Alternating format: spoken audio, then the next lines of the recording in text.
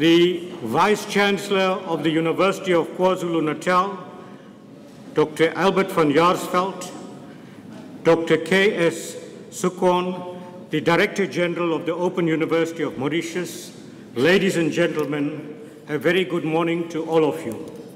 I trust that you had an enjoyable tea break and also used the opportunity to network. Ladies and gentlemen, we have now moved to an important part of the conference or program, the delivery of the keynote address. We are very pleased to have with us this morning Professor Chris Thornhill, a very distinguished academic colleague from South Africa, who will deliver the keynote address entitled Democratic Decentralization in an E-Governance Environment. Professor Thornhill obtained a Doctor of Philosophy degree from the University of Pretoria in 1973. He has extensive experience in the public sector in different departments, including serving as Deputy Director General for 9 years. He was head of the Department of Public Administration at the University of Port Elizabeth for 6 years, Director of the School of Public Management and Administration at the University of Pretoria for 4 years, and then appointed as the Dean of the Faculty of Economic and Management Sciences for 4 years until his retirement in 2001. However, he is still associated with the school in a part-time capacity. Professor Thornhill has promoted over 30 doctoral candidates and has produced more than 80 articles, delivered papers at a large number of national and international conferences, and contributed, co-authored, or acted as sole author of 27 books on public administration and municipal administration. Ladies and gentlemen, Professor Thornhill.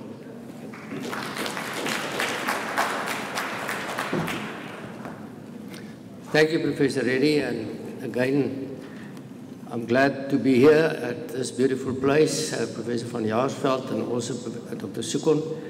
It's nice to stand in front of you and talk about this topic. You know, when Professor Reddy mentioned that I obtained my doctorate in 1973, you can deduce that I'm BBC, born before computer. So some of the things that you're going to talk about in this conference I haven't heard of at that stage. We still wrote the thesis by hand and had it typed and roneoed and things like that. So it is a total new environment, as was explained earlier. I read the other day also that we are currently actually experiencing the so-called Z generation. Those are people that have been born now who are already accustomed to the technology. They're accustomed to tablets, to cell phones, to apps, and so on. And what has been said is also important, and that is that at a university we are preparing students who will be doing jobs that don't exist at the moment. So I think it's important that we should just bear in mind that electronic devices are being used more extensively. This conference, as you know what it's about, it's on the screen there. And although it's important to take note of the fact that we're talking about governance, information technology, and so on, and governance and management, we must bear in mind that everything takes place within the framework of a state, within the framework of government. And that is why my paper will more be focusing on the state and the structure of the state that must provide the framework within which management can take place and within the IT can be utilized. But if you also consider the composition of the different states, you will notice that most of the services are delivered at subnational level. Some at national, but most of them at subnational or even at the local government level. So it's important that we should look at whether the subnational governments and local government, whether they are actually capacitated to provide that framework that's conducive to the promotion of the use of technology. I've just looked at some of the issues, and I'm not going to spend time on this part of it because that's something that many of you will talk about as the time goes by. The government to government, government to community, government to business, and so on. But I think what is important is the second bullet referring to that technology is for the ruled, but also by the ruled. So if one should look at it a little bit deeper, it sounds something like democracy. And that's why we could look briefly at the structure of the public sector. And I've looked at 9 African countries to try and get some concept of what the democracy is about. In all of them, they profess to acknowledge political structures, the supremacy of the political structures. There's always a parliament or a national assembly or whatever it's called that determines the broad policy framework within which the subnational governments and local government operate. All of them acknowledge that citizens have particular rights and duties.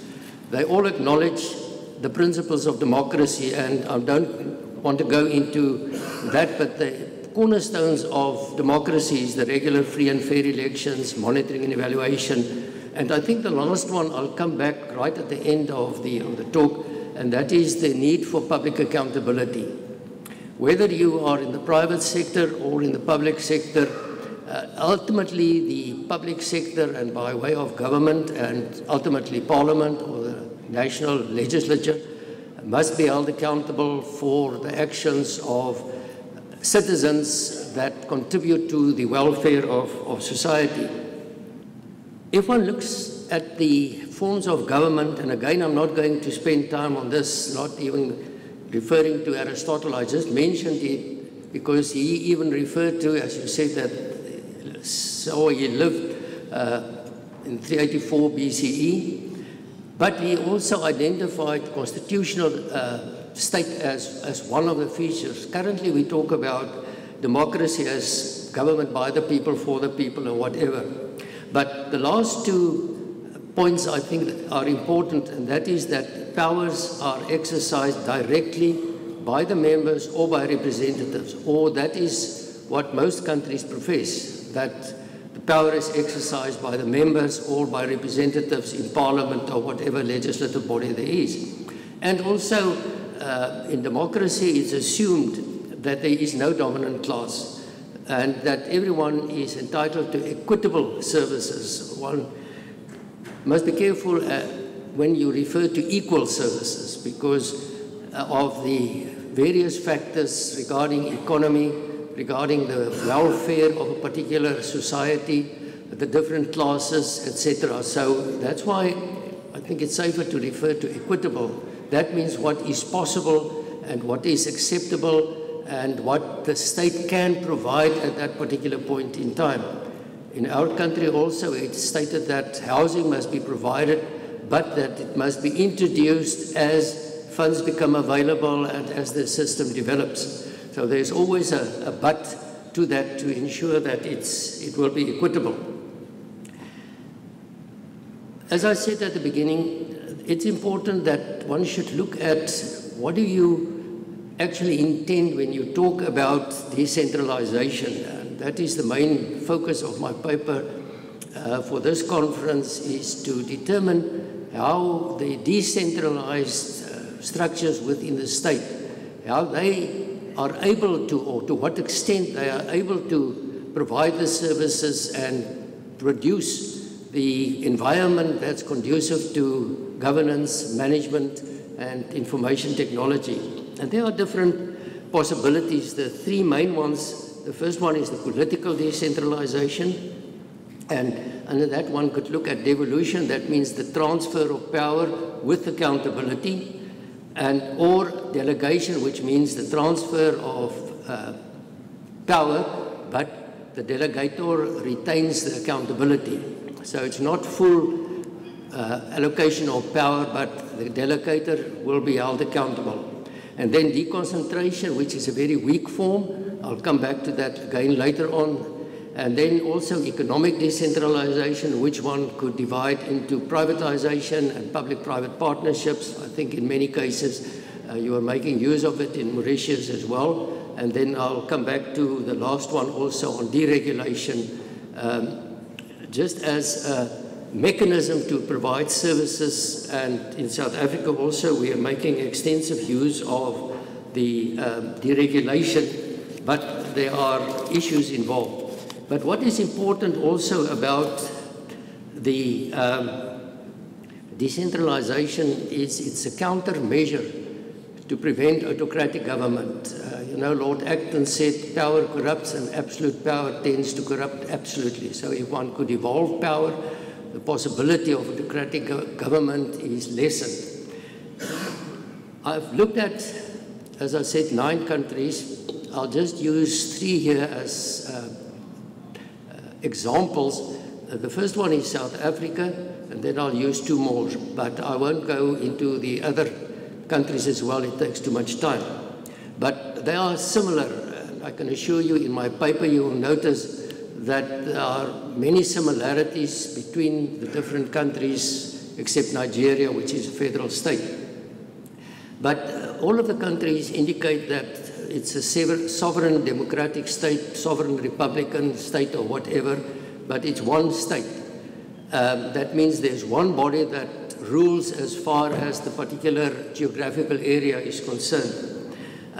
Most of them have a Bill of Rights, or at least refer to the rights of citizens and so on. Many of them refer to the supremacy of the Constitution. Some of them are not so clear as the case is in South Africa.